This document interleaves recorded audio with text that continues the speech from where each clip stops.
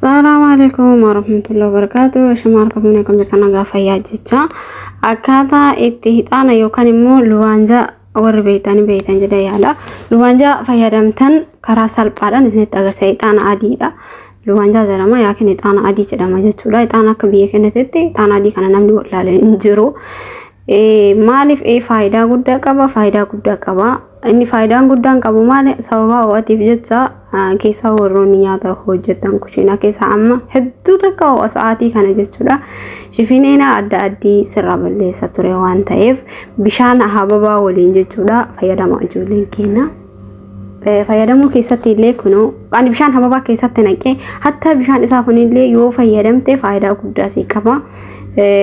سيجالي على المفولة كان كده قطن يو فولة كان كده فايدة فايدة كبا فايدة كبا إني كوني ما عندي تانا كان بس جانا يو فكيني بشان هو كان كيس أقوتي بشان هو سني ولانه تأيجس تودا ولت دبلا مهتو تكبريدا فايدة مالا سنيفو أو أوان تيف أم هتو تكسني قالي أنا كجيت أساسي أكر كري كوا بقى أو أددا isini fi gabaabsaa kinoo kan mattiin fayyadama jira akkuma argitan kanaan filtarii godheen jiru maaliif fuulli kee shifiniina naqaba shifiniina naqaba sababa owaatiif jecha gisee o'a kan shifinan baay'ee baay'ata saniifuu fayyadamaadha hedduu akka xiqqoo nama rakkannasa bishaan hababaallee baay'ee bareeda jechuudha ni beektan bishaan hababaa jechuudha namni wallaalee hin jiru bakka kamuun jira supermarketii kamuu gannoo keessa hin jira jechuudha saniifuu sadaliyaa keessa jechuudha bitaadha fayyadamaadha kinoo dhumarratti illee sooftii godhe sooftiidhaan gisee ofirraa kaasuu isin agarsiisa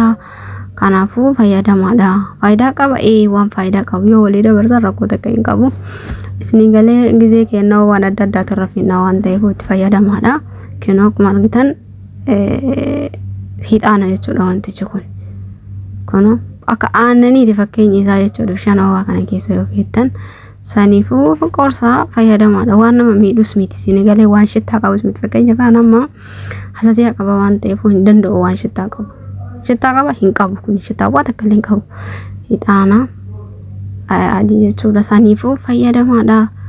bareeda bareeda saniifuu argaa sooftiilee gizeetti godhee ofirraa kaasu